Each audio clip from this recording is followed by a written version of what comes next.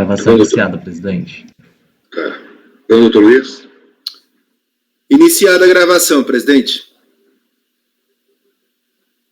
Também iniciei aqui.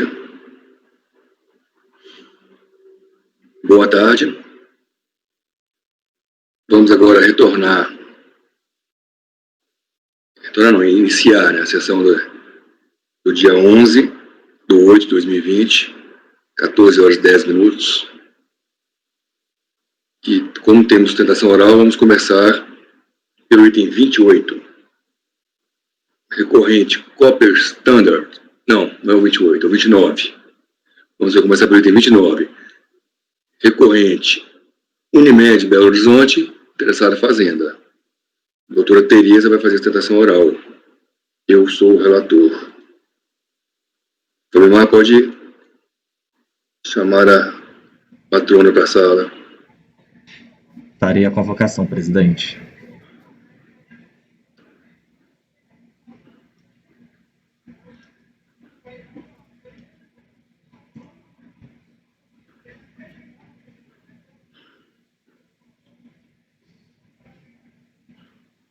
Item 29 da pauta, doutora Tereza. Seu processo será julgado agora. Por favor, verificar mensagem privada no chat. Item 29 da pauta, doutora Tereza. Seu processo será julgado agora. Por favor, verificar mensagem privada no chat.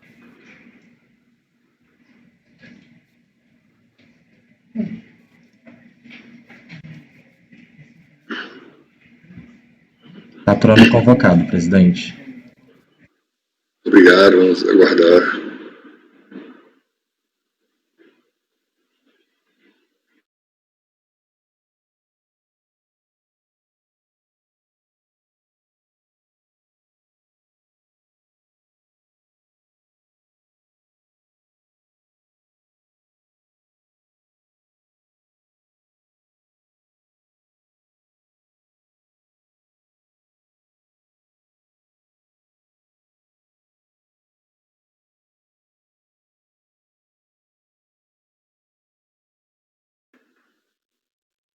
Ainda não entrou. Ela respondeu, Fabimar? Convocação? Presidente, parece que a tela dela ficou congelada. Então vamos ao próximo, depois a gente... Talvez temos algum agora à tarde.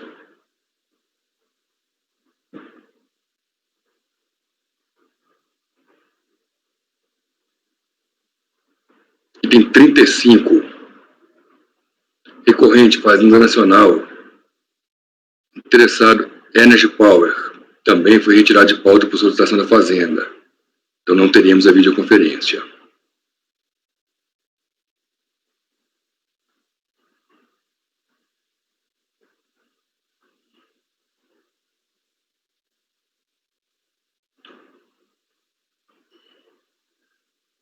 Item 59 da pauta. Dr. Luiz Eduardo de Oliveira Santos. Recorrente, Companhia de Seguros Aliança da Bahia, interessado em Fazenda. Fabimar, vê se está aí na sala de espera. Item 59. Farei a convocação, presidente. Aqui. Doutora Maria Cláudia Freitas, parece.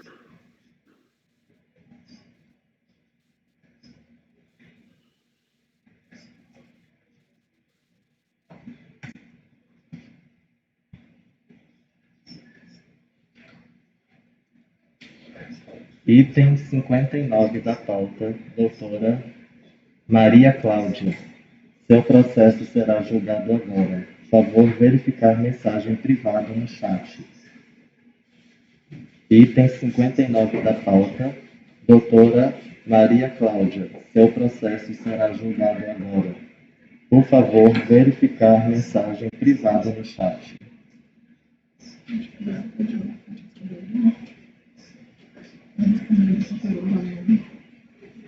Isso é quem é? Ah, sim.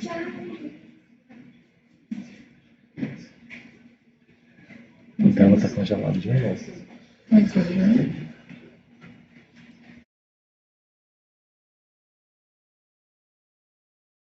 doutora Maria Cláudia,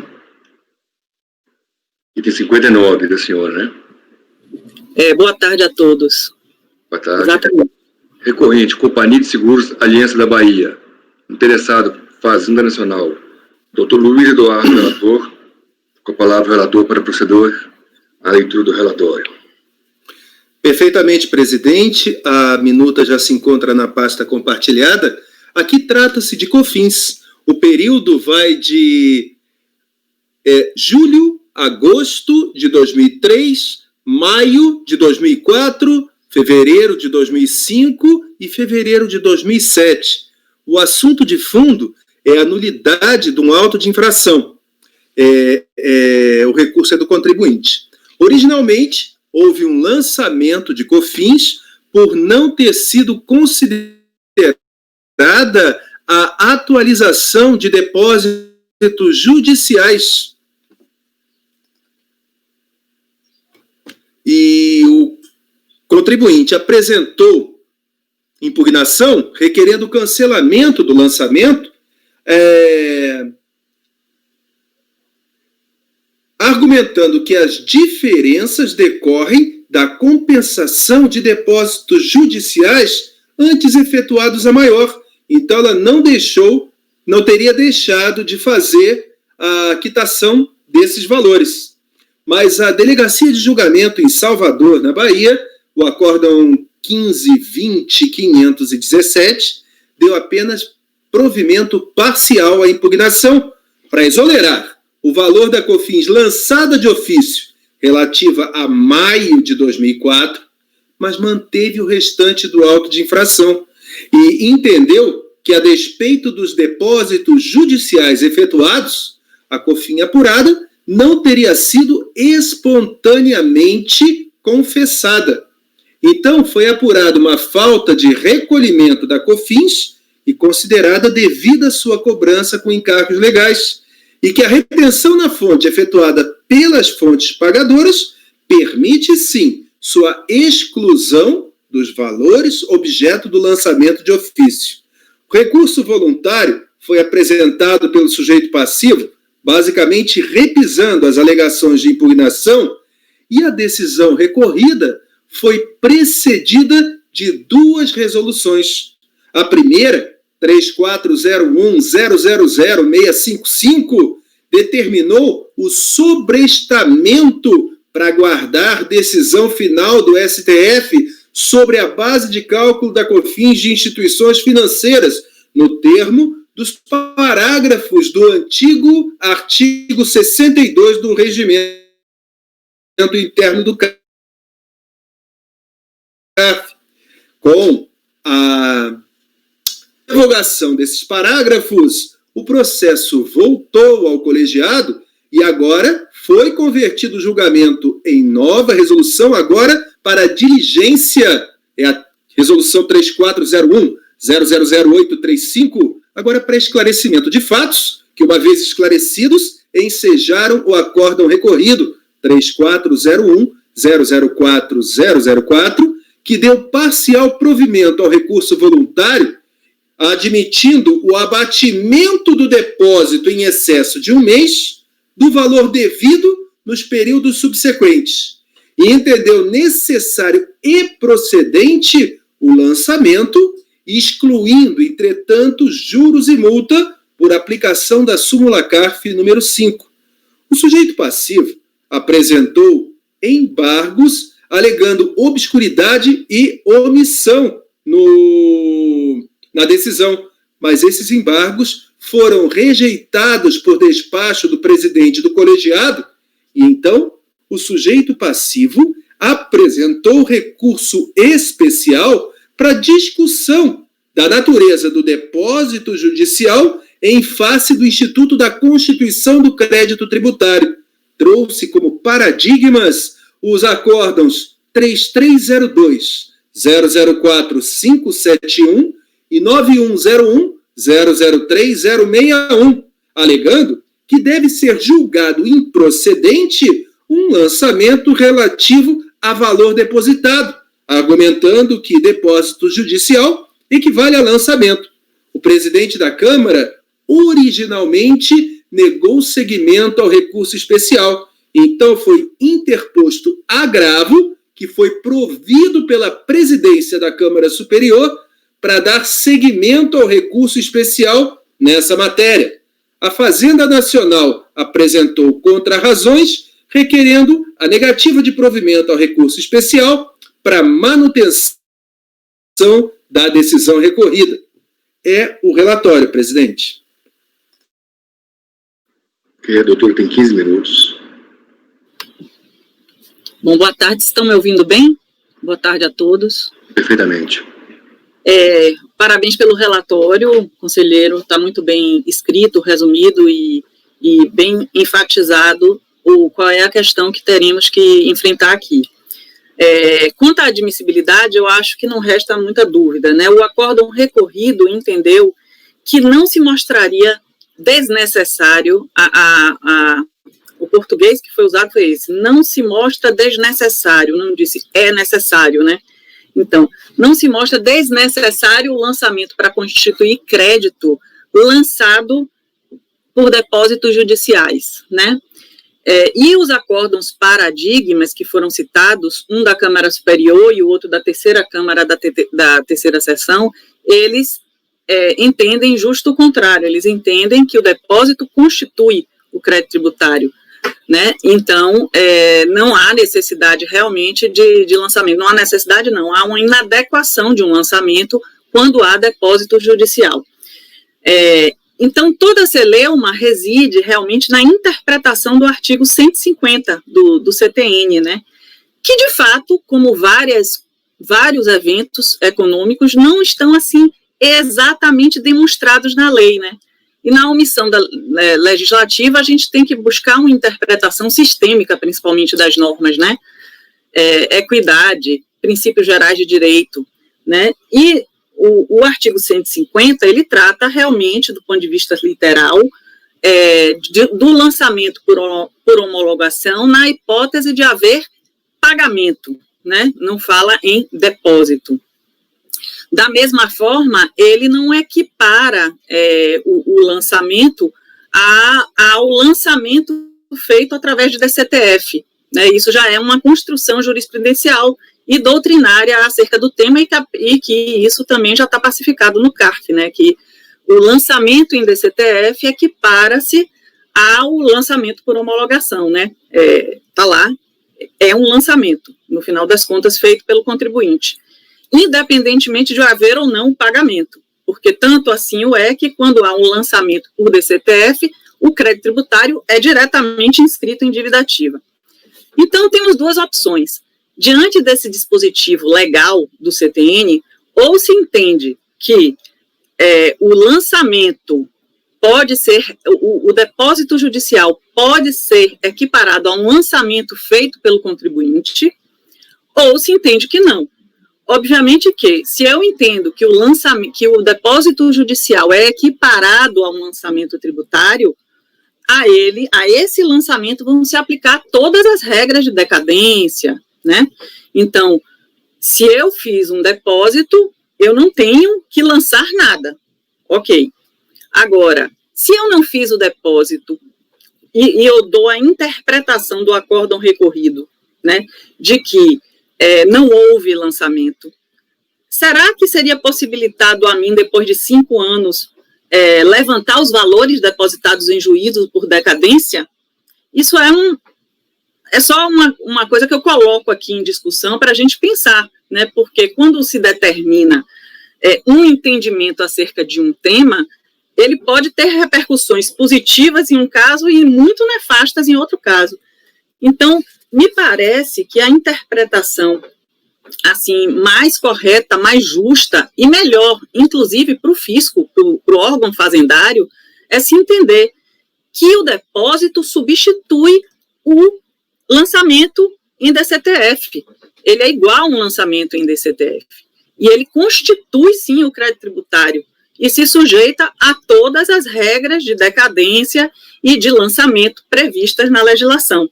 E aí se fecha o cerco, porque não tem nenhum prejuízo para o fisco, porque o fisco está lá com um valor depositado em juízo com a exigibilidade suspensa, E aí, quando o juiz determinar, se determinar que aquele valor é devido, o valor vai ser convertido em renda. Não tem nenhum prejuízo nesse entendimento para o fisco, senhores. Mas, realmente, assim, a gente não pode negar que a lei ela não é clara, ela não é totalmente clara.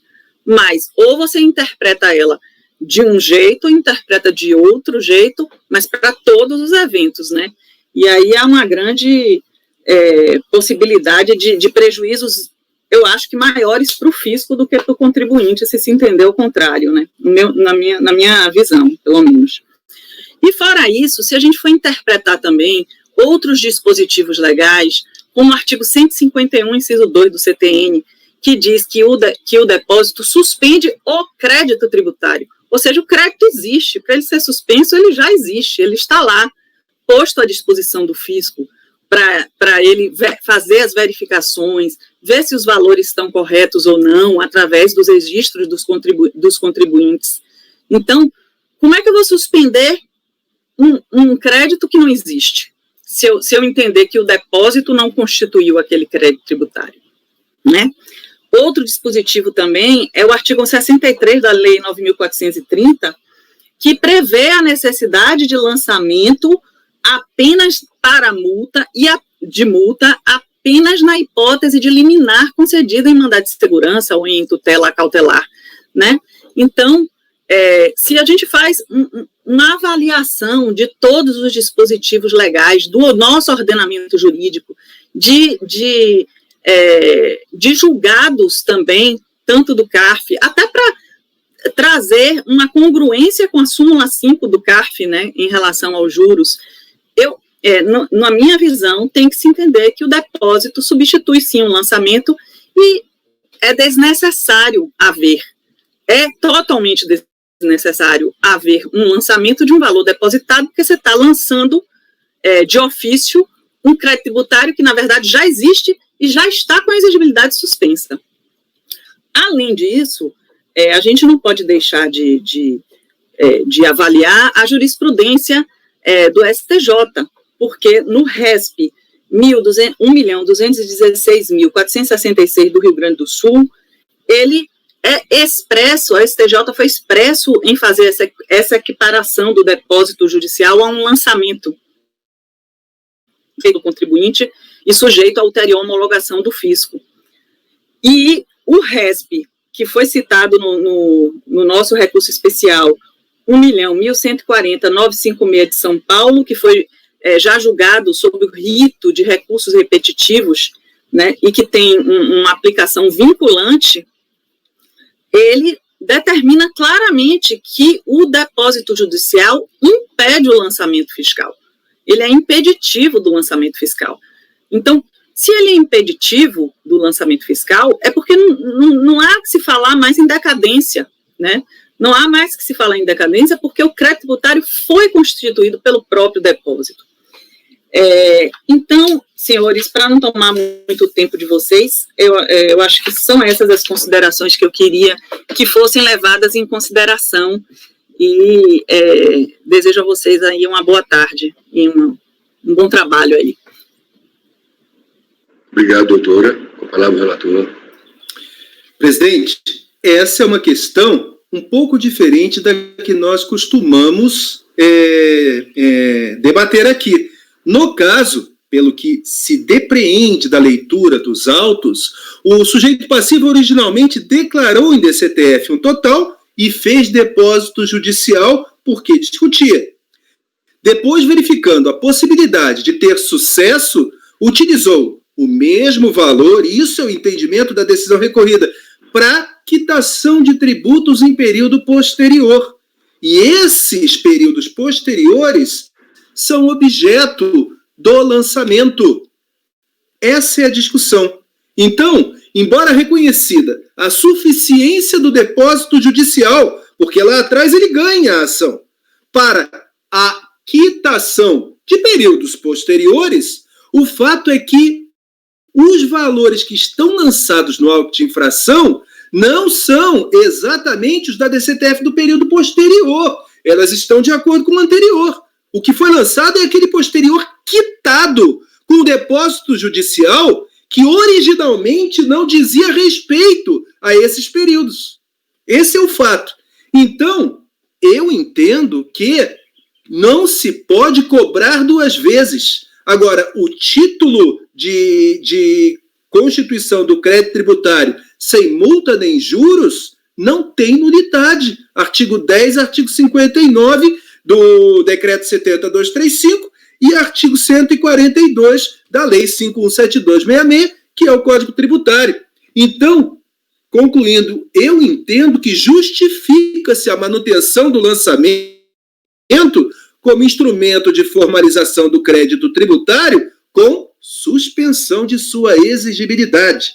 Foi isso que foi decidido na decisão ACO, ora recorrida. Então, eu, em face do exposto, nego provimento ao recurso do sujeito passivo. É como voto, senhor presidente. Doutor Andrada. Presidente, sem qualquer reparo no voto do doutor Luiz. O que, como o doutor Luiz enfatizou, o que seria prejudicial ao contribuinte seria a cobrança desses valores em duplicidade. No caso, o que foi mantido foi o valor declarado por ele. Foi afastado, inclusive, multas e juros. Então, não tem sentido, não tem nenhum prejuízo ao contribuinte. Aliás, eu não entendo a razão do pedido, porque a doutora Tereza argumentou que não haveria prejuízo para o fisco. Da mesma forma, não há prejuízo para o contribuinte. O que ele está sendo cobrado e o que está sendo compensado, pelo que o doutor Luiz diz, é o valor original declarado.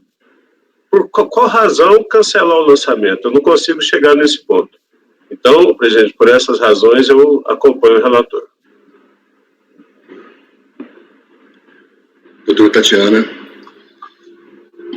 Presidente, deixa eu só entender as questões, porque assim, se fosse para julgar a matéria em si, realmente eu divirjo do doutor Luiz, né? Mas assim, acho que os fatos aí são importantes. Doutor Luiz, o senhor pode me explicar um pouco melhor?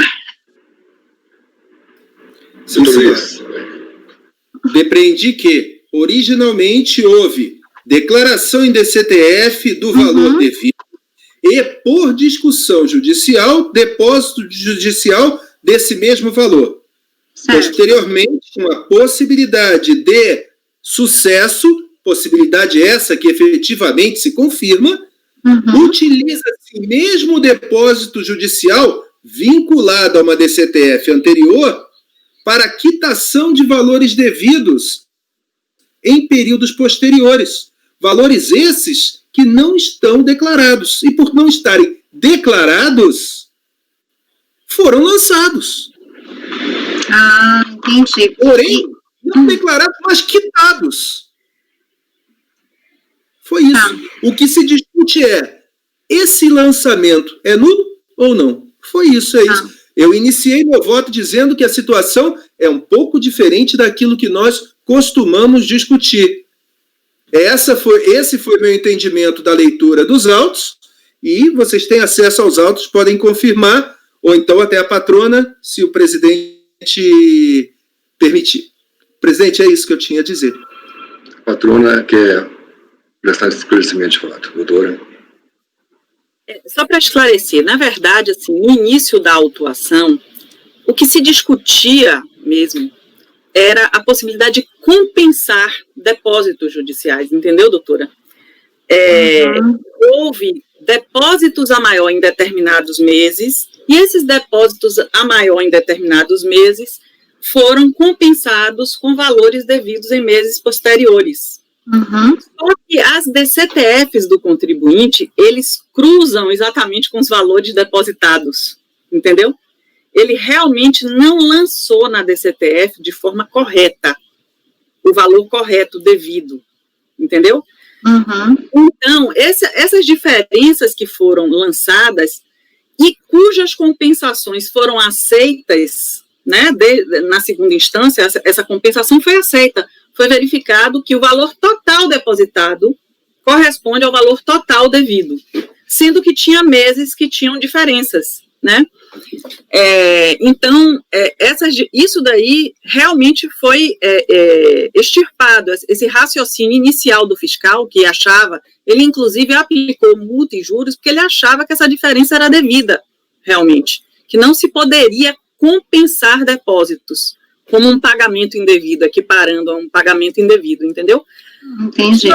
Só que a turma entendeu que o lançamento, em relação ao valor do principal, ele é correto porque ele está lastreado em depósito e não em DCTF, entendeu? Então, ele entende que não há um lançamento propriamente dito e tem que haver um lançamento.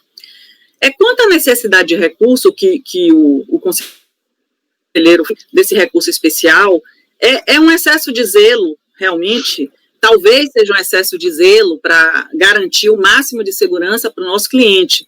Mas tem também uma questão conceitual, né? Porque o que a gente vê é que tem realmente algumas turmas do CARF que entendem que o depósito constitui o crédito tributário, o simples depósito, entendeu? Como os paradigmas que foram levantados no recurso especial. E tem outras que não entendem assim. E segundo o que eu penso, pelo menos, esse entendimento do acórdão recorrido, ele está em desacordo com o racional do STJ em julgamentos anteriores, entendeu? Esses julgados do STJ que foram citados. Por quê? O depósito, ele constitui o crédito tributário, mesmo não tendo esse valor sido lançado em DCTF. A questão é essa. O valor não está na DCTF, mas está no depósito. Eu acho que, não sei se houver alguma necessidade, eu posso interferir, se me permitirem também. Tatiana, esclarecida? Esclarecida, viu? O doutor Luiz queria falar, mas eu não sei se ele quer falar. Doutor Luiz. Uma frase, só dizendo que o depósito original se referia a outro período que estava declarado em DCTF. O período que está sendo lançado é posterior e ele não é depositado, ele é utilizado o depósito para quitação, apenas fatos. Sim, porque, pelo que eu entendi, como o contribuinte ele ganhou, né? Então ele tem aquele crédito do depósito que ele utilizou para compensar, certo? Isso, perfeito. Ao invés de declarar em DCTF para fazer a quitação, ele simplesmente fez o encontro de contas e declarou a DCTF a menor. Uhum. Foi isso. O que está sendo lançado é a diferença que está sendo coberta em sede de quitação pelo depósito que ele poderia levantar e está aproveitando, é isso. Sim. E considerando que, eu estou vendo aqui o recurso especial na parte de admissibilidade, né, o que realmente subiu, conta até dessa interpretação aí, que os conselheiros também têm e fazem, né, o que realmente subiu aqui é se os depósitos judiciais não constituem o crédito tributário, né, por conta dele estar vinculado, a compensação estar vinculada ao depósito, eu entendi. Então, nessa linha, eu vou considerar o que subiu, tá? Porque, para mim, mesmo se ele utilizasse para fins de compensação, decomp, para mim também ela já ela já constitui também o crédito tributário, vou pensar assim. Então, eu entendo assim, se o artigo 151, ele suspende a exigibilidade do crédito tributário, né, todas aquelas modalidades que estão dispostas no artigo 151, que inclusive tem o depósito judicial, e o lançamento é um instrumento de exigibilidade desse valor, para mim, nessa linha, não há que se falar em lançamento, né, somente a necessidade, nos casos do artigo 63, lá da Lei 9.430, para evitar a decadência, aí tem a necessidade de lançamento, mas somente naquelas hipóteses, por exemplo, nos casos de liminar, porque nos casos de liminar, nem recolhimento tem, né, então, e em caso de depósito, o depósito, ele é recolhido via DARF, né, então, e se o contribuinte, ele perde, o depósito é convertido em renda, né, se o contribuinte perde.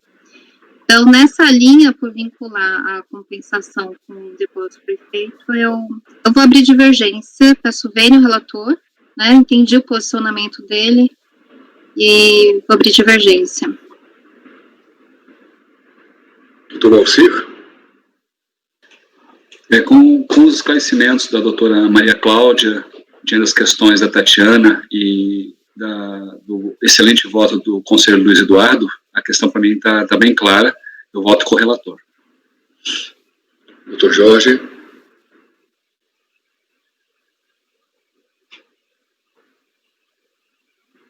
Doutor Jorge? Com o relator, presidente. Estava fechado o microfone aqui. Doutora Érica? Então, nesses casos, né, de depósito, isso aí nós já votamos algumas vezes, né, eu vou acompanhar a doutora Tatiana. Doutora Vanessa? Pelo que eu entendi aqui, o grande problema desse TF foi que ela tinha dados inexatos, por isso que ela não poderia ser utilizada como confissão de dívida para dispensar esse lançamento, né? Então, eu assim, entendo que o depósito judicial também é uma confissão de dívida, enfim, mas nesse caso, como tem essas questões diferentes, essa declaração a menor do valor na DCTF, eu vou acompanhar o relator, presidente. Também estou acompanhando o relator, doutor Luiz. Então, proclamando o resultado. Foi negado provimento ao recurso especial interposto pelo contribuinte por maioria de votos. Vencidas as conselheiras Tatiana e Érica. Com esse resultado, doutora, obrigado. Obrigada, boa tarde a vocês. Boa tarde.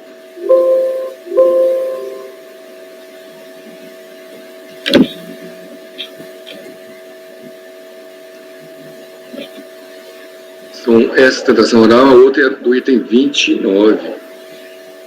Abimar, a doutora está aí? Está sim, presidente. Então, pode convocá-la para... Só um minuto. Também está na pasta, em minha relatoria. E aquele assunto já tradicional das cooperativas médicas.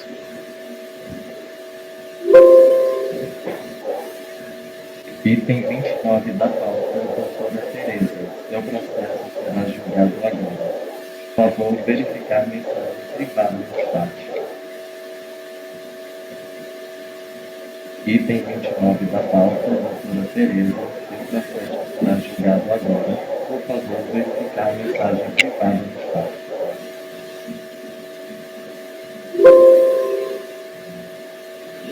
Patrona convocada, presidente. Obrigado, Fabio.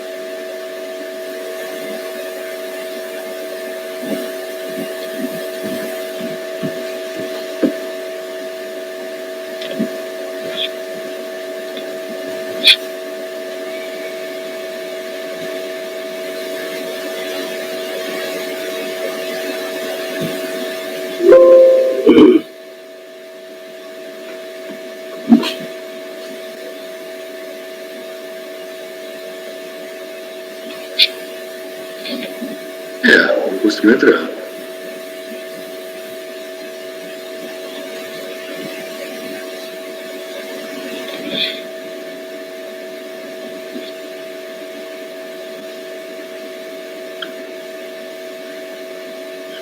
Abimar, está tentando entrar? Só um minutinho, presidente. Vou verificar com a patrona.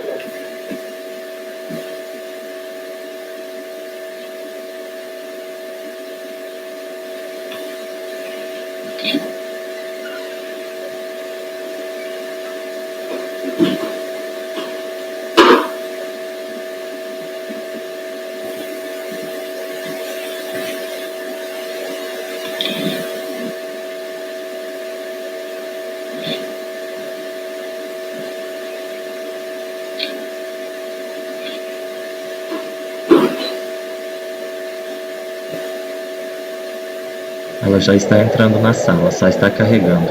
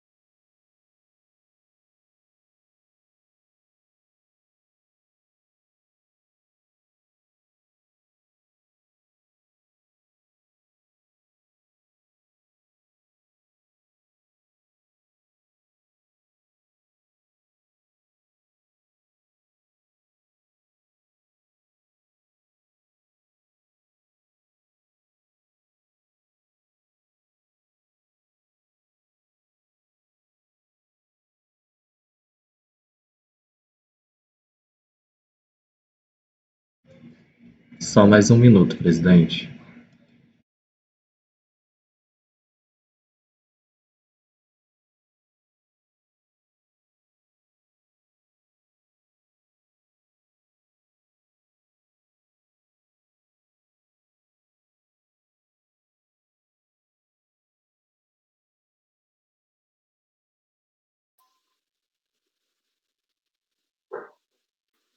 Doutora Tereza.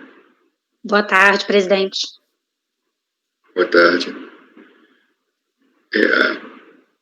Nós vamos fazer a leitura do relatório. A câmera da senhora, não sei se a senhora prefere assim, mas a câmera está desligada. Ah, desculpe, não havia percebido. Pronto.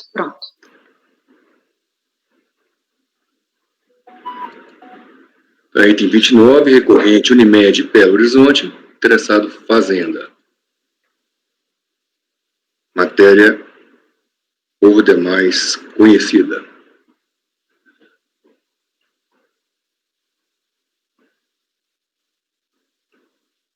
Trata-se de recurso especial interposto tempestivamente pelo contribuinte contra quórum 3301-00706 de 27 de 10 de 2010.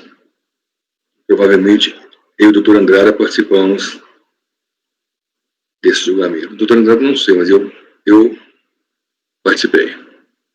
Proferido pela primeira turma ordinária da terceira Câmara, terceira sessão do Conselho Administrativo de Recursos Fiscais.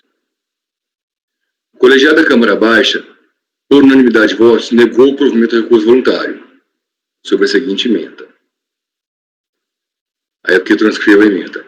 Intimado do acordo, o contribuinte apresentou embargos de declaração alegando omissões sobre as matérias seguintes. A. Extensão do faturamento na operação de planos de saúde e cobertura de atendimento a usuários de outras operadoras. B. Cobrança de juros moratórios da taxa Selic sobre a falta de multa de ofício. Os embargos foram analisados e rejeitados pelo presidente da terceira Câmara, terceira sessão. Inconformado com a rejeição, o contribuinte interpôs recurso especial, suscitando divergência com outras decisões do CARF contra as seguintes matérias. 1. Exclusão da base de cálculo das contribuições de valores repassados a terceiros em relação às operadoras de plano de saúde. E 2. Incidência de juros de mora sobre a multa de ofício. Por meio desse espaço de admissibilidade, o presidente da terceira Câmara admitiu empate ao recurso especial, dando-lhe prosseguimento apenas ao item 1. Inconformado com a admissibilidade parcial, o contribuinte interpôs agravo, visando sua admissão integral.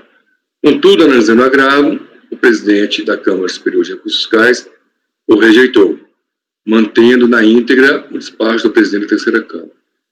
Em seu recurso especial, quanto à matéria admitida, o contribuinte alegou, em síntese, que o faturamento não compreende a totalidade dos valores que ingressaram no seu caixa.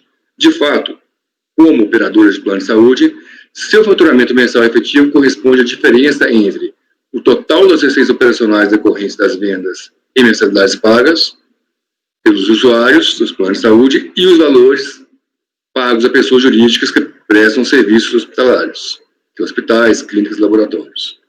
Intimaram do acórdão recorrido e do recurso especial do contribuinte e de sua inadmissibilidade parcial, a Fazenda Nacional informou que estava ciente daquele despacho e não apresentou contrarrazões. Em síntese, o relatório. A palavra à doutora Tereza, a senhora tem 15 minutos. Boa tarde, senhores conselheiros, presidente. Como bem pontuado no relatório do voto, trata-se de uma questão já de conhecimento desse conselho, inclusive eu mesma já tive inúmeras oportunidades de estar em processos de outras operadoras de plano de saúde que discutem a mesma limitação, que é aquela restrição interpretativa da Receita Federal a respeito do alcance do ajuste de base de cálculo garantido às operadoras de planos de saúde.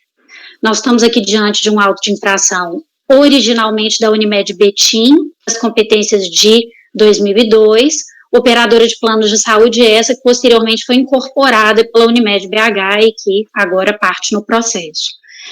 No auto de infração, em que pese a fiscalização tenha pontuado a possibilidade de dedução dos custos assistenciais no atendimento de usuários somente de outras operadoras, na prática o que se viu foi a ausência completa de dedução desses custos assistenciais em decorrência de uma interpretação limitativa, inclusive com relação ao alcance das deduções dos eventos, dos atendimentos de usuários de outras operadoras. Não é novidade que desde 2011 o CARF modificou seu posicionamento a respeito dessa interpretação, julgados esses que conduziram, inclusive, a fomentar a aprovação de um reconhecimento legislativo de qual é o alcance dessas deduções. Ou seja, não se trata somente da dedução dos custos assistenciais dos usuários de outras operadoras e também não se faz a limitação somente do que é gasto com relação àqueles beneficiários, deduzindo o que é recebido, mas sim a totalidade desses custos assistenciais, porque estamos falando de uma intermediadora que não se remunera pela integralidade do que é recebido.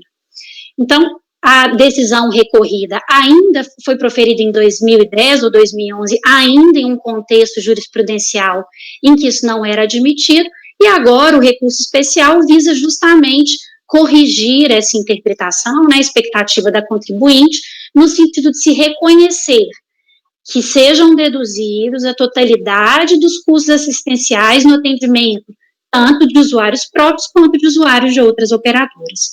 Não há maiores detalhes a serem pontuados, então, nesse sentido que se requer a reforma do acórdão, dando-se provimento ao recurso especial na parte em que foi admitida.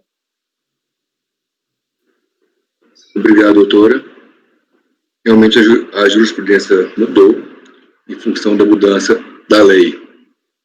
Tanto que até a PGFN não recorre mais, nesse caso nem apresentou contrarrazões também. O recurso interposto pelo contribuinte atende aos requisitos de admissibilidade. Então, estou admitindo. A base de cálculo da COFINS cumulativa para pessoas jurídicas em geral, inclusive cooperativas, é o faturamento mensal, assim entendido o total das receitas operacionais decorrentes das atividades econômicas de vendas de mercadorias, prestação de serviços, vendas de mercadorias e prestação de serviços, conforme previsto na 9.718, com as exclusões expressamente elencadas nos termos do artigo 3º. O artigo 3º diz: o faturamento a que se refere ao artigo anterior corresponde à receita bruta. Aí vem o parágrafo 9 e fala: na determinação da base de cálculo da contribuição para o PIS e COFINS, as operadoras de plano de saúde poderão deduzir 1. corresponsabilidades cedidas, 2. a parcela das contraprestações pecuniárias destinada à constituição de provisões técnicas, e 3. o valor referente às indenizações correspondentes aos eventos ocorridos efetivamente pago, deduzir as importâncias recebidas a título de transferência de responsabilidades.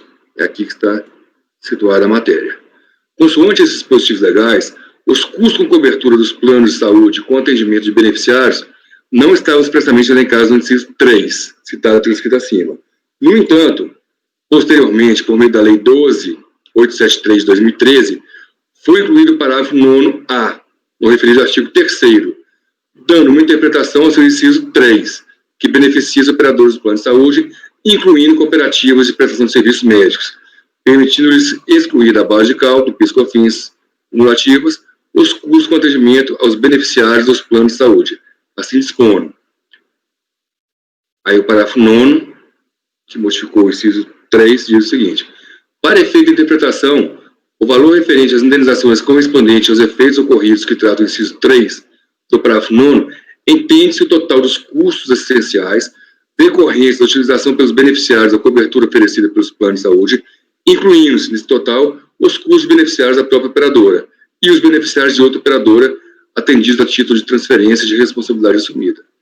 Dessa forma, os custos incorridos com os beneficiários dos planos de saúde pela utilização dos serviços contratados, dentre eles custos com repasses a terceiros, exclusivamente por conta de atendimento dos usuários dos planos de saúde contratados. B. Custos assistenciais do atendimento dos usuários próprios e de outras operadoras. C. Valores repassados pela cooperativa aos médicos cooperados. E D. Os valores relativos ao atendimento hospitalar laboratorial requisitado por médico cooperado devem ser excluídos da base de cálculo do PIS/COFINS sob o regime cumulativo. Em fase exposto do provimento de recurso especial interposto pelo contribuinte. Doutor Andrada. Presidente, eu não participei do acordo recorrido, não. Foi o primeiro, Maurício Taveira. Acompanho o relator. Doutora Tatiana. Acompanho o relator. Doutor Luiz. Acompanho o relator, presidente. Com o relator. Doutor Jorge. Com o relator, presidente. Doutora Érica. Com o relator, presidente. Doutora Vanessa. Acompanho o relator também. Então, o resultado proclamado ficará da seguinte forma: dado provimento ao recurso especial interposto pelo contribuinte por unanimidade de votos. Obrigado, doutora Tereza. Obrigado, senhores conselheiros. Obrigada, presidente.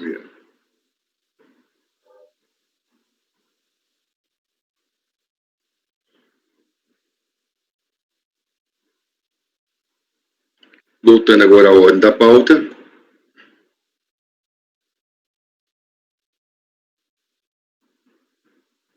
O item 23, recorrente, Fazenda Nacional, recorrida, Laboratório do Sono, Sociedade Simples, doutora Érica Costa Camargo Altran, a relatora. A palavra é relatora. Presidente, não veio que estava com vistas para mim na pauta anotada, né? Então, esse processo estava com vistas para mim. Também não veio na minha aqui, está com vistas, né? Está com vistas para mim. Estou abrindo ele aqui, tá na pasta já. A doutora Érica pode fazer um resumo, que a doutora Andrada está com vista. Peraí que está abrindo aqui, que até agora não abriu.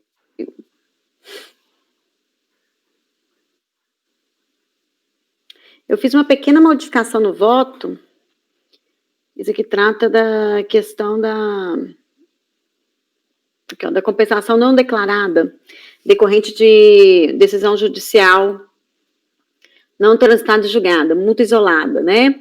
É aquela questão que se antes da vigência da lei, né, 11.051 de 2004, né, não se aplicava a multa, somente após a vigência dessa lei.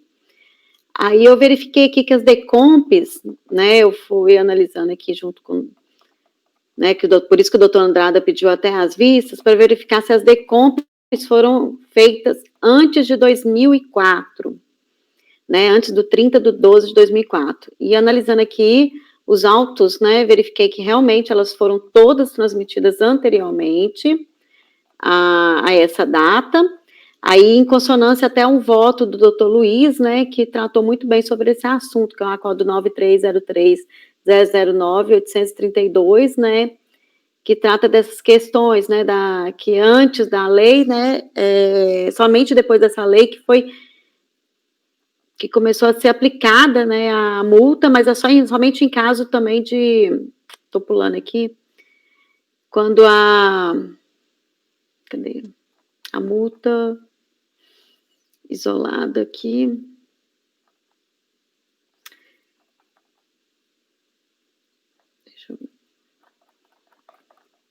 para o final do voto aqui.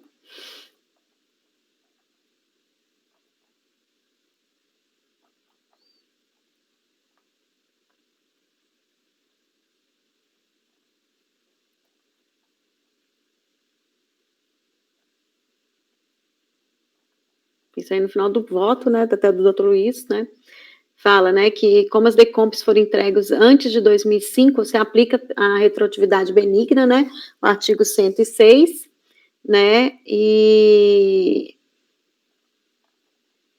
dando provimento, né, ao recurso do contribuinte nesse caso aqui. Aí no meu caso aqui, como as decomps foram declaradas antes da vigência da lei, eu aplico a retroatividade benigna, né, aí eu voto por negar provimento ao recurso especial da Fazenda. Anteriormente, eu estava dando provimento ao recurso da Fazenda, porque eu tinha entendido que as decomps tinham sido depois. Mas, analisando melhor, eu verifiquei que as decomps eram antes, aí por isso eu estou negando provimento ao recurso da Fazenda. Ah, agora eu lembrei. O Andrada, acho que tinha pedido por conta disso, né? Isso. Do momento, né? Entendi.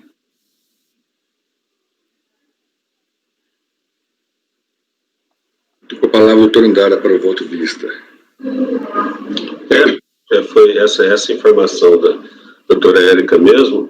A questão é a seguinte, estava utilizando como fundamento o voto do doutor Luiz Eduardo, só que me pareceu no momento da sessão passada que o período, aplicando o voto do doutor Luiz Eduardo, o resultado teria que ser diverso, né? Então, a doutora Érica corrigiu, né, verificou as datas aí das compensações, e realmente na data das compensações não havia previsão de multa para compensação não declarada, multa isolada para compensação não declarada. De forma que eu acompanho a relatora, presidente.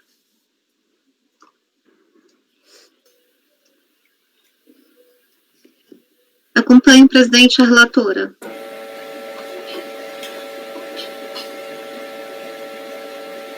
O senhor está sem som, presidente. É porque eu te chamei aqui e não tinha percebido. Doutora Tatiana. Acompanho a relatora. Doutor Luiz. Acompanho a relatora, presidente. Doutor Valcir. Com a relatora. Doutor Jorge. Com a relatora, presidente. Doutora Érica. Doutora Vanessa. Acompanha a relatora. Também acompanha a relatora. Item 23. Negado provimento ao recurso por unanimidade de votos. Item 24, doutor Valcir. Recorrente Supricel Logística, interessado em Fazenda, retirado de pauta por solicitação da PGFN. Item 25, recorrentes EGL Empreendimentos Gerais e Fazenda, retirada de pauta por solicitação do patrono. Item 26, doutora Érica, recorrente Fazenda Nacional, recorrida Barroso Locadores de Transportes Limitada. Com a palavra, a relatora. O processo já está na pasta.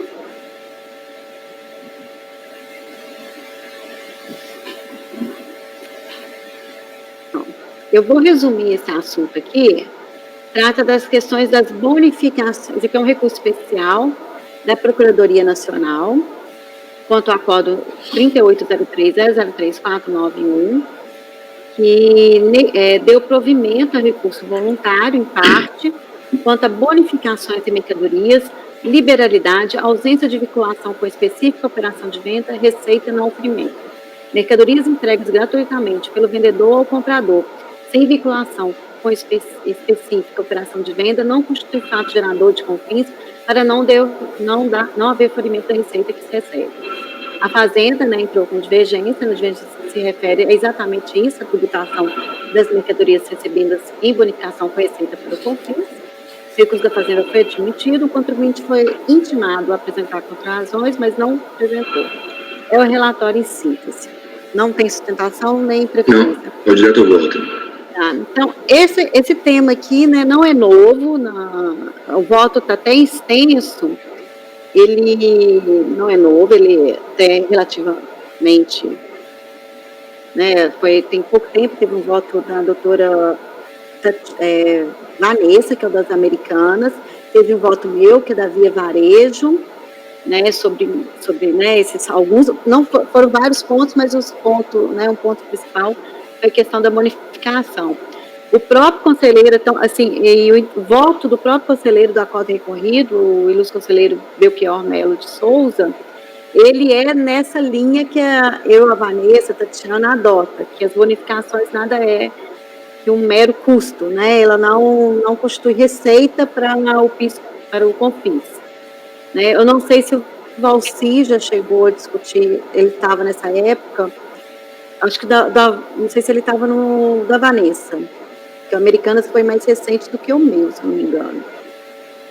Tem o voto da doutora Tatiana também, mais antigo. Então, eu vou nessa linha, para resumir, porque eu cito o voto do relator, da acordo recorrido, cita que as soluções de consulta, né, 118, 200, 130, que tratava da vinculação, né, das operações de venda. Aí eu vou aqui, cito a aplicação, né, do STF, né, que 606, né, 107, né, que o ingresso financeiro que se integra ao patrimônio na condição de elemento novo, né, positivo, sem reservas ou condições, né, que tá todo esse esquema da relatoria da ministra Rosa Weber, falava do conceito. Citei os pronunciamentos, né, do CPC, né, que trata, né, da questão da receita, CPT 3016, né, e por fim aqui cito o voto da Vanessa e da doutora Tatiana, que tratam muito, muito bem, também é muito extensivo, não vou me, né, debruçar sobre o voto todo, porque é uma matéria já recorrente nessa turma. Então, diante disso, eu estou negando o provimento do recurso da Fazenda, né, entendendo que é uma mera redução de custos. Tá? E aí, por isso, não é receita para cobrança do CONFIS das bonificações recebidas. É como voto.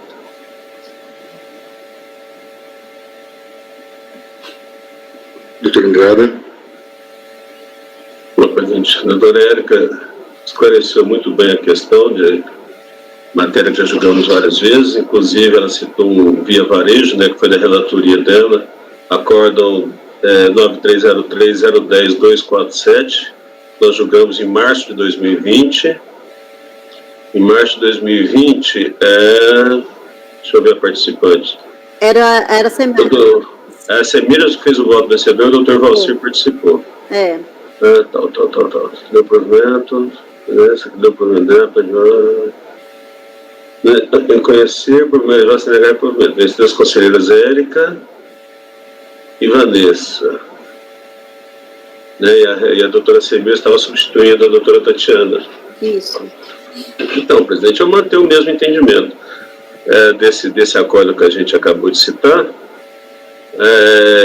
Não sei se é exatamente o caso dos autos, mas com certeza essas mercadorias que foram, entre aspas, doadas ao contribuinte, eu digo entre aspas que provavelmente decorreu de alguma contraprestação, algum favor, algum serviço prestado por esse contribuinte, e em vez de receber em dinheiro, recebeu em bonificação de mercadorias.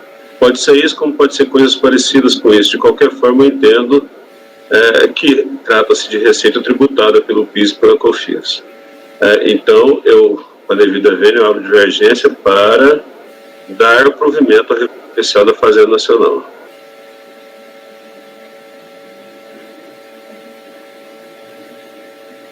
Doutora Tatiana, teve o voto citado, né?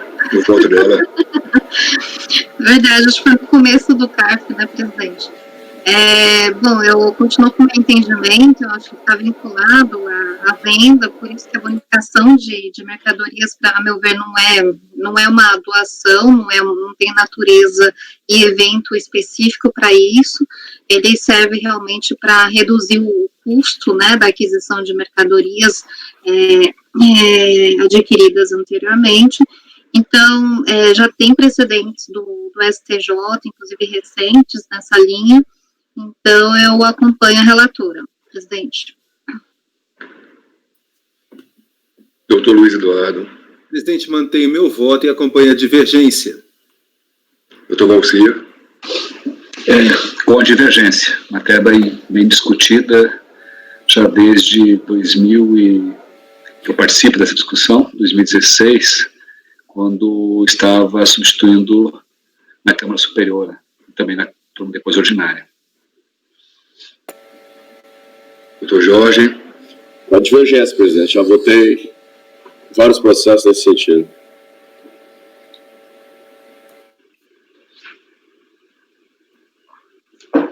Doutora Vanessa. Eu acompanho a relatora, presidente, como já constou no voto da doutora Érica. Essa é uma das matérias mais longínquas do CARF. Essa bonificação. Tive até que pedir aula, né? Já falei várias vezes aqui. Pedi aula com um amigo, que era diretora da Danone na época. Explicou exatamente como ocorrem essas bonificações. Logo depois que eu entrei no CARF. Então, estou votando com a divergência. Então, por maioria de votos, por maioria de votos, deu-se provimento ao recurso da Fazenda. Vencidas conselheiras Tatiana, Érica e Vanessa. Voto vencedor pode ser o doutor Luiz Eduardo.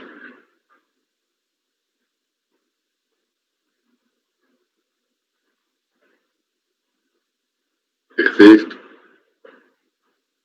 Item 27. Recorrente, Fazenda Nacional. Recorrida, DEFER, Fertilizantes. Retirado de pauta por solicitação da PGFN. Item 28. Recorrente, Copper Standard. Retirado de pauta por solicitação da PGFN. Item 29. Recorrente, Unimed. Recorrida, Fazenda. Já julgado. Item 30. Doutora Érica, recorrentes, Iara Brasil Fertilizantes e Fazenda. Retirado de pauta por solicitação do PGFN. Doutora Érica. Item 31. Recorrentes. Pitangueiros, Açúcar e Álcool e Fazenda. Aqui nós temos uma carreira da doutora Érica. Todos eles sem pedido de retirada. Estou com a palavra, relatora. Sim. Então, o item 31 e 32, se eu não me engano, é a mesma matéria, mas a gente vai olhando aqui. É do mesmo contribuinte. Pitangueiras, né? Esse aqui é um recurso especial do contribuinte da Fazenda Nacional. É a questão de conceitos de insumo, né? Eu já vou resumindo aqui. Então, o recurso da Fazenda, ele se extrai que o colegiado considerou que o óleo diesel e os lubrificantes empregados no corte e transporte de cana-de-açúcar até o estabelecimento produtor de açúcar e álcool geraria de crédito PIS/COFINS à medida que a cana-de-açúcar representaria insumo de processo produtivo desses últimos. Aí a Fazenda argumenta que o acordo contraria a jurisprudência administrativa sobre dois aspectos: a apuração de crédito sobre itens que não seriam empregados diretamente na produção do açúcar e álcool comercializado, conceito de insumo, e a apuração de créditos passíveis de ressarcimento em relação aos produtos que não foram comercializados para exportação, isenção condicional, regulamentando o benefício fiscal, especialmente sobre a delimitação legal do termo final específico à exportação. O recurso especial da Fazenda foi admitido conforme despacho, folha de 823 a 826. O contribuinte apresentou contra-razões manifestando pelo não provimento do recurso especial da Fazenda. Ao mesmo tempo, ele apresentou recurso especial de divergência contra o conceito de insumos e a possibilidade de tomada de crédito de contribuições sociais não cumulativa sobre as receitas de exportação de álcool. No entanto, o recurso do contribuinte foi admitido parcialmente somente com relação ao conceito de insumos. O contribuinte apresentou agravo, mas esse foi rejeitado conforme as folhas 1081 a 1082. A Fazenda apresentou contra-razões, manifestando pelo não provimento do recurso especial do contribuinte, é o relatório do recurso especial da Fazenda. O contribuinte alegou aqui a não admissibilidade, mas eu entendo que o recurso especial da Fazenda ele pode ser admitido sim, né, porque os pontos levantados, né, foram bem caracterizados mesmo, então, assim, concordo com o despacho de admissibilidade, então, conheço do recurso. Do mérito, né, então, do mérito são duas questões, são o conceito de insumo, né, e a apuração do crédito passivo de ressarcimento em relação aos produtos que não foram comercializados. O acordo recorrido deu parcial provimento do recurso para cancelar a exclusão nos cálculos dos gastos que dão direito ao crédito presumido de valores referente a aquisições de combustíveis e lubrificantes utilizados em máquinas e equipamentos empregados no corte e carregamento do cano-de-açúcar, desde que nas aquisições tenha ocorrido a cobrança da contribuição. Inicialmente, aí eu coloco aqui o conceito aqui de insumo, né, porque tem que, né, tratando ele do começo, vamos lá para a página, aí vamos lá para a página 12. Passa a análise dos itens em relação aos quais se pretende a recorrente ver revertida a grossa. Ressalto que na sessão de 14 de agosto de 2019, analisamos o recurso especial da Fazenda, onde teve como parte a mesma contribuinte, discutindo os mesmos insumos. Trata-se do acordo 93.03009-329, da lavra do ilustre conselheiro Luiz Eduardo Santos. Naquela ocasião, o colegiado negou provimento ao recurso da Fazenda, conforme abaixo.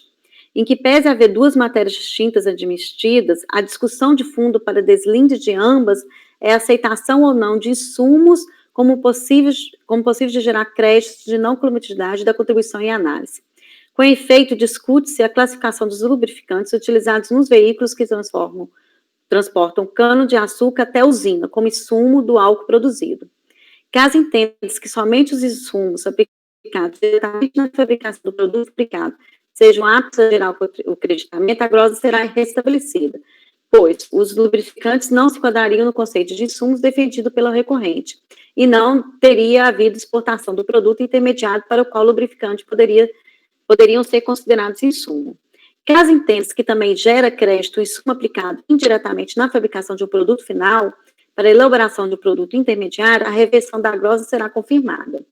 Feita a delimitação da lide, esclareço que, para a elaboração do presente voto, adota o entendimento esboçado no parecer 5, né, ressalvo não comungar, né, e tudo. A questão relativa ao insumo do insumo é tratada nos parágrafos 140 seguintes do parecer, admitindo o creditamento dos respectivos gastos justamente na parte em que é analisado o caso dos combustíveis e lubrificantes, conforme a seguir.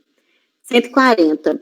Conforme base do conceito restritivo de insumos que adotava, a Secretaria da Receita Federal do Brasil somente considerava insumos os combustíveis e lubrificantes consumidos em índices que promovem a produção dos bens efetivamente destinados à venda ou prestação de serviço público. Todavia, com base no conceito de insumos definido na decisão judicial, em voga, deve-se reconhecer que são considerados insumos geradores de crédito das contribuições os combustíveis e lubrificantes consumidos em máquinas, equipamentos ou veículos responsáveis por qualquer etapa de processo de produção de bens ou prestação de serviços, inclusive pela produção de insumos efetivamente utilizados na produção de bens e serviços. Então, dessa maneira, né, com a economia processual, com ressalvo de também não comungar com todas as argumentações referidas no parecer COSIT número 5, concordo com as ações do voto acima exposto e adoto como razões de decidir. Dessa forma, nego provimento ao recurso especial da Fazenda.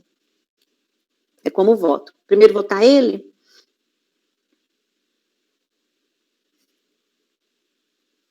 Vamos, primeiro da Fazenda. Doutor Andrada. Com a relatora, presidente. Doutora Tatiana. A relatora. Doutor Luiz. Com a relatora, presidente. Doutor Valcia. Com a relatora. Doutor Jorge. Com a relatora, presidente. Doutora Vanessa. Acompanha a relatora. Também acompanha a relatora, então foi recurso da Fazenda negado o provimento por unanimidade de votos. Agora, recurso do contribuinte. Doutora Érica. O recurso do contribuinte foi a questão do conceito de insumo, né? Aí, como eu disse, com a economia processual, já coloquei meu entendimento todo em cima no recurso especial da Fazenda, então passa a análise a glosa, né, que pretende ser revertida. O acordo recorrido entendeu que, com base no exposto nas sessões acima sobre a preliminar de nulidade e sobre o conceito de insumo, tendo em vista que o conceito que é adotado é o mesmo adotado pelas unidades da Secretaria da Receita Federal do Brasil, que já decidiram nesse processo que o ônus daquele que alega o direito de provar os fatos e se fundamenta conforme o artigo 363, que no processo administrativo fiscal federal, a prova deve ser feita na impugnação ou especialmente no recurso voluntário, que o contribuinte até o presente não alegou nem demonstrou que os gastos com os bens e serviços excluídos pela fiscalização poderiam se enquadrar no conceito restritivo. Deve-se manter a decisão quanto aos gastos de bens e serviços constantes nas planilhas, bens utilizados como insumo e serviços utilizados como insumo excluídos pela fiscalização. Aí eu peguei aqui a planilha, porque esse aqui também é a mesma coisa do voto do doutor Luiz. Aí, com base até no voto do doutor Luiz, eu fui fazendo a mesma coisa que ele, pegando todos os custos separados, porque era uma planilha, né, uma planilha extensa, e fui analisando aqui, né, então eu fiz exatamente, e praticamente são os mesmos itens do voto do doutor Luiz, aqui, ó, custos gerais, código contábil número tal, bens adquiridos para aplicação na área agrícola, elemento que faz parte do processo produtivo, reveta a glosa. Conservação e manutenção de reservatórios, elemento que faz parte do processo produtivo, reveta a glosa. Carpintaria, aí não tem prova do que seria essa carpintaria, mantendo a grossa. Conservação de manutenção de balança, manutenção de caldeira, destilaria e distribuição de vinhaça e fábrica de açúcar, né, são tudo manutenção, né, e gerador, manutenção da indústria, código 41 aqui, laboratório e moenda. Aí esses eu estou revertendo a glosa. Conservação de veículos, também não teve prova nenhuma do que seria essa. Conservação de máquinas e implementos, reverto a glosa. Despesas diversas, também não tinha nada. Ferramentas e apetrechos, material de higiene e segurança de trabalho não tinha nenhuma prova. Oficina de manutenção também não tinha prova. Esse EPA, que depois, esse daqui faz parte do processo produtivo. Geração de energia não tem nenhuma prova. Custos gerais, que estava lá, não achei nenhuma prova. De serviços prestados, de transporte pessoal, fretes e carreto, não tem nenhuma prova, nem conservação desses caminhões aqui nesse código. Então, nesse caso, eu só estou dando provimento parcial ao recurso do contribuinte para reverter a glosa nos seguintes termos: bens adquiridos por aplicações na área agrícola, conservação e manutenção de reservatório, balança, caldeira, destilaria, distribuição de vinhaça, fábrica de açúcar, manutenção de gerador, indústria, laboratório, moemba, máquinas e equipamentos e ETA. Estou seguindo o mesmo voto do Dr. Luiz também na época, para não ficar divergente, né, os votos. Então, é um voto, provimento parcial, recurso do contribuinte. É como voto lá. A senhora especificou, né, todas as glosas revertidas. Isso. Para facilitar também, né, na discussão. Fazendo provimento parcial para reverter essas glosas em vermelho aí.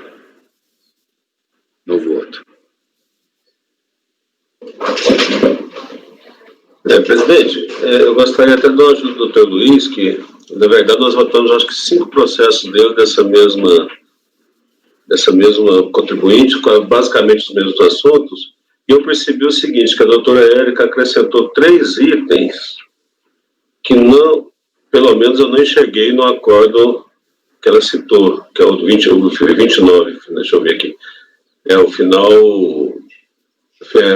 acórdão 329, 9.329. Esses 3 itens, na minha anotação aqui, foram, o primeiro aí, conservação e manutenção de reservatórios, o segundo, conservação e manutenção de balança, e o último, né, que é ETA, que eu nem sei o que é isso. Essa conservação e manutenção de reservatórios, doutora Érica, você sabe dizer que reservatório de quê? Porque como...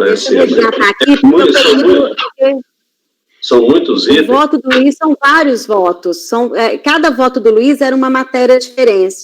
Aí eu peguei todos os votos do Luiz e fui olhando voto a voto, por isso que esse processo aqui, ele é como se fosse um voto, é o voto do Luiz, só que vários em um só. Isso, eu peguei, então, seria uma compilação de todos eles do que foi dado. Sim. E essa manutenção de reservatório, manutenção de balanço e ETA, em algum dos votos daqueles outros, a gente deu. Isso. É isso? Deu, com certeza, absoluta. Bom, pessoal, eu não mudei considerando nada. isso, eu não vou mudar a jurisprudência nossa. Assim, provavelmente tenha, naturalmente, que a gente faz a especificação dos itens de forma simplificada, mas entendo que tem fundamento para isso aí. Então, eu mantenho, assim, o mesmo entendimento e acompanho a relatora.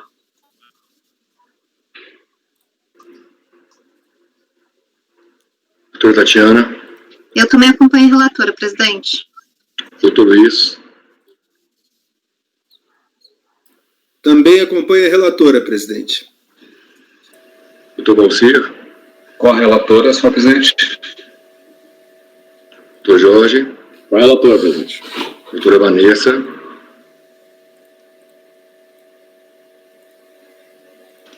Só me dá um minuto, presidente, aqui. Tem 2 itens que eu fiquei na dúvida, que é material de higiene e segurança do trabalho, que a doutora Érica colocou na planilha, que normalmente nós concedemos o crédito, né? E conservação de veículos e caminhões, de veículos.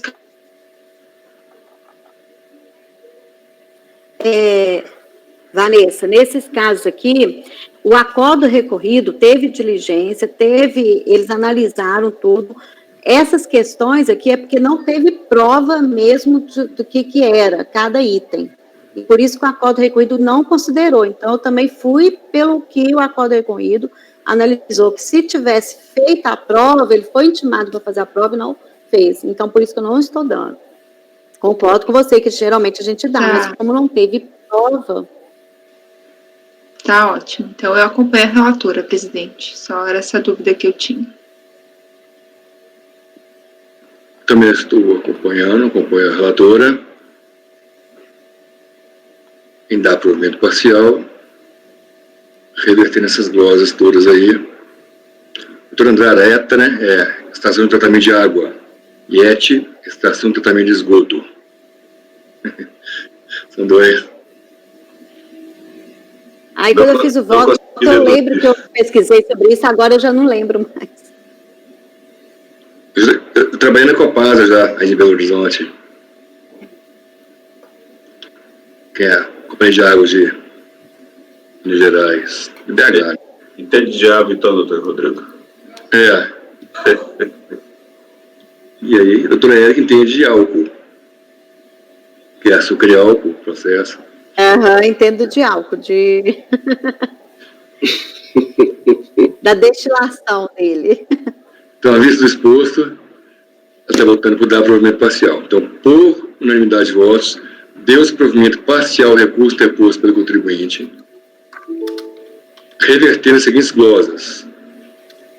A doutora Vanessa e o doutor Luiz que anotam a ata, vou só copiar e colar todos esses itens aí. Eu copiei a segunda planilha ali no final. Isso, a vermelha. Isso. Por isso, e encerramos em 31 e tem 32 recorrentes. Pitangueiras, açucrial que fazenda. Exatamente igual, doutora Érica? Mesmos insumos, tudo igual? Sim, exatamente igual. Nenhuma modificação. Os mesmos 12 insumos que eu estou remetendo aqui. Aí tem 32. Recurso da fazenda, negado provimento por unanimidade de votos. E recurso do contribuinte, dado provimento parcial para reverter as seguintes glosas. Todas as glosas aí.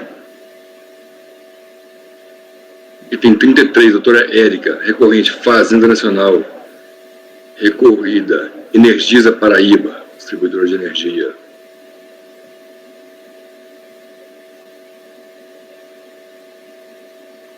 Sim, mais um recurso que trata sobre insumos.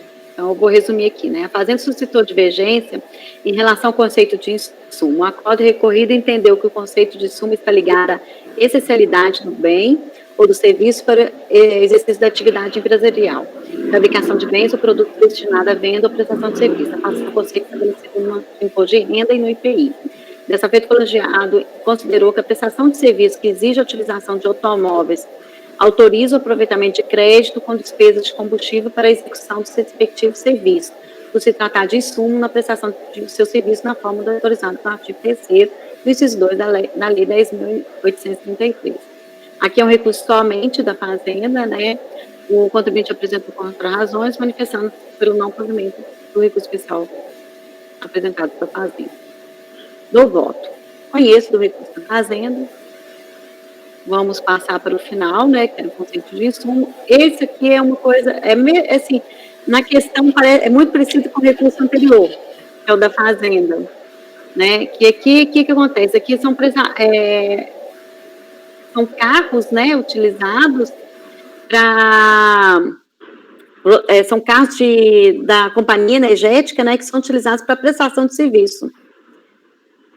Então, aqui, vou aqui olhar... Vamos lá para o final aqui, né?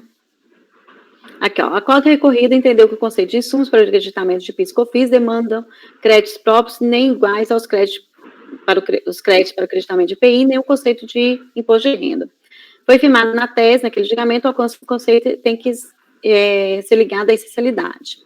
No caso concreto, o contribuinte esclareceu que a prestação de seu serviço, nos termos em que é delegado pelo poder público, seria a CEMIG daqui de Belo Horizonte, né, que em Minas é CEMIG, né? Existe o delegatário, tem à disposição diversos automóveis voltados a atender às demandas surgidas em todo o território coberto pelo fornecimento de energia de responsabilidade do contribuinte fiscalizado. Por óbvio, tais veículos devem ser abastecidos com combustível para execução dos respectivos serviços. Trata-se, por conseguinte, de insumo na prestação de seu serviço. Né? O abastecimento dos veículos do recorrente se dá mediante contratação de empresa especializada no fornecimento de cartões de abastecimento, como ocorre na prática de grandes empresas para fim de alcançar o maior controle e menor custo. Em face do exposto, é possível direito de creditamento. Aqui, né, também eu adoto aqui o parecer número 5, né, COSIT, que trata dos conceitos, né, de insumos. Aí aqui eu pego aqui o item 139, que fala: daí, considerando que combustíveis e lubrificantes são consumidos em máquinas, equipamentos ou veículos de qualquer espécie, e, em regra, não se enquadram ao bem ou serviço em processamento, conclui-se que somente pode ser considerados insumos no processo produtivo quando consumidos em máquinas, equipamentos ou veículos utilizados pela pessoa jurídica no processo de produção de bens ou prestação de serviços. Aí, todavia, com base no conceito de insumo definido na decisão judicial, em voga, deve-se reconhecer que são considerados insumos geradores de crédito e contribuições os combustíveis e lubrificantes consumidos em máquinas, equipamentos ou veículos responsáveis por qualquer etapa no processo de produção de bens ou prestação de serviços, né? Então, aí, diante do exposto, né, considerando o parecer COSIT, eu nego o provimento ao recurso especial da Fazenda. É como voto. Doutora Andrada. Acompanhe a relatora, presidente. Acompanhe a relatora, presidente. Com a relatora, presidente. Doutor você. Com a relatora. Doutor Jorge. Com a relatora. Doutora Vanessa. Acompanhe a relatora. Também acompanho a relatora. Então, o resultado fica da seguinte maneira: recurso especial da Fazenda Nacional, negado por unanimidade de votos. Item 34, recorrente Fazenda, recorrida Energisa Paraíba. Doutora Érica, exatamente igual? Presidente, é exatamente igual ao item 33. Então, item 34, recurso especial. Alguém modifica o voto? Item 34, recurso especial da Fazenda, negado por unanimidade de votos. Item 35, recorrente Fazenda, interessado Energy Power, retirado de pauta por solicitação da PGFN. Consequentemente, foram retirados também o item 36, 37, 38, 39, 40, 41, 42, 43, 44, 45, 46, 47, 48, 49, 50. Item 51, doutora Vanessa. Recorrente, mineração Serras do Oeste. Interessado, Fazenda. A palavra, doutora Vanessa. 51, né, presidente? 51. Obrigado.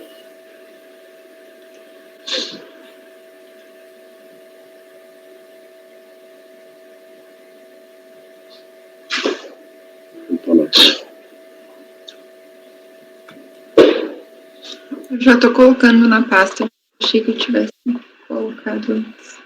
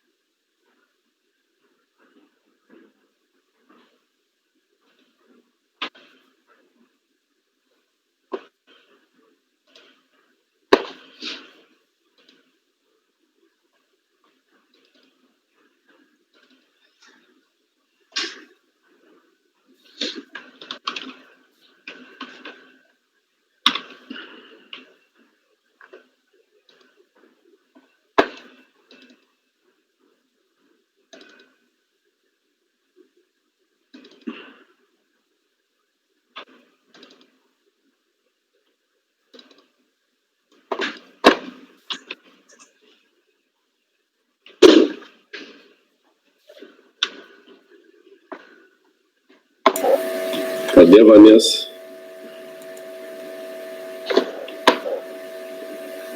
Vanessa. Gente, eu tô aqui? Estou aqui. Não, eu tô aqui. Vocês não estavam me vendo? Não, cadê o voto? A câmera, agora apareceu o voto. A câmera estava desligada. Agora deu, Vanessa. O voto tá na pasta.